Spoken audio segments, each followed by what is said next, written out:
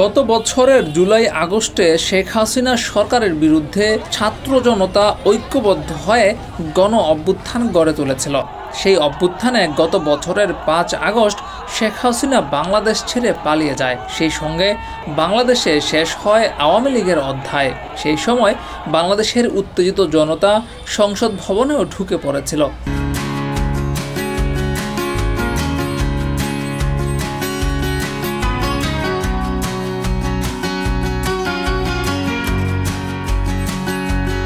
তবে বাংলাদেশের জনগণ সংসদ ভবনে ঢুকে সেখানে কোনো আওয়ামী লীগের নেতাকর্মীকে না পেলেও আওয়ামী লীগ সরকারের আইসিটি প্রতিমন্ত্রীর দায়িত্ব পালন করা জুনায়েদ আহমেদ পলক জানিয়েছেন, তারা রাত 2:30টা পর্যন্ত সেখানেই একটি রুমে অবস্থান করছিলেন। সেই রুম থেকে তাদেরকে পরবর্তীতে সেনাবাহিনী উদ্ধার করেছিল। বুধবার ঢাকা মেট্রোপলিটন ম্যাজিস্ট্রেট আদালতে শুনানি চলাকালে এসব কথা বলেছেন পলক। তিনি আরও বলেছেন, সেই সময় তার সঙ্গে স্পিকার শিরিন শারমিন চৌধুরী সহ আরও 10 জন ছিলেন। ডেস্ক রিপোর্ট, যুগের চিন্তা।